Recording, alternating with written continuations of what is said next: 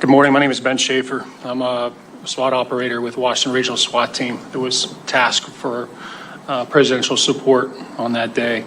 I just want to take a moment to thank everyone for the opportunity to be here today as you examine the assassination attempt on former President Donald J. Trump in Butler, PA. Before I begin, I feel compelled to also echo those condolences for all the victims that suffered that day and continue to suffer because of those tragedies.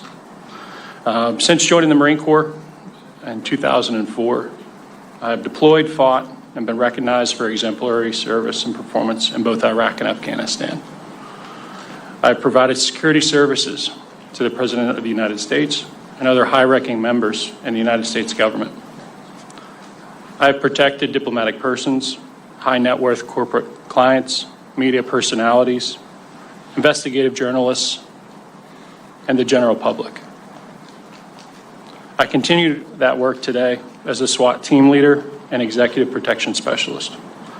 I have been recognized on numerous occasions for my high level of professionalism, proficiency, and knowledge of all security measures while working in those fields.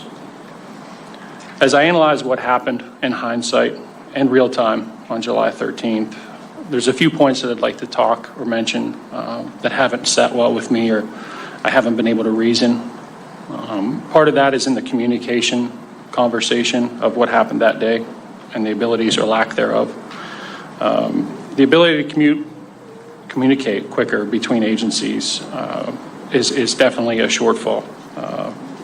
That was not optimized in what we'd normally see in a presidential support mission. This all led to an obvious delay in communication when we were beginning to target and respond to the threat that was Mr. Crooks that day.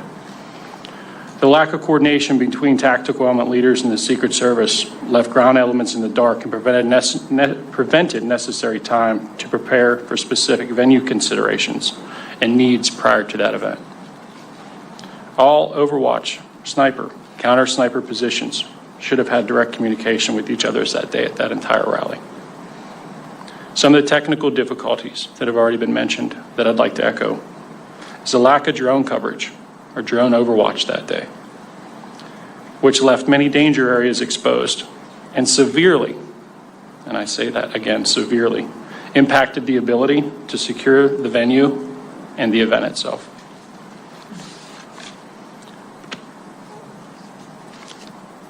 Other points of failure, other danger areas that have been noted, and I feel the need again to echo those, is the water tower that was located in the northeast section of the event.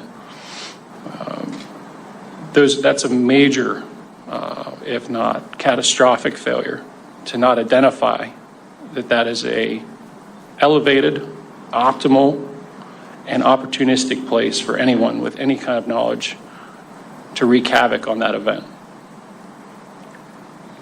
The task that day, broken down,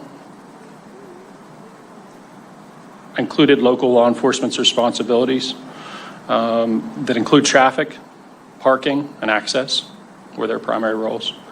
State law enforcement handled crowd control, medical support to those in need. Due to the temperature that day, there were a lot of heat casualties, a lot of heat strokes, a lot of heat stress-induced issues. The local counter-assault teams were to neutralize and mitigate any threat to the former president. Local SWAT counter-sniper teams were to scan and hunt for anyone deemed a deadly threat to any member of the crowd or the former president. In conclusion to what I have to say today, there's no question that there were critical failures during the Butler event.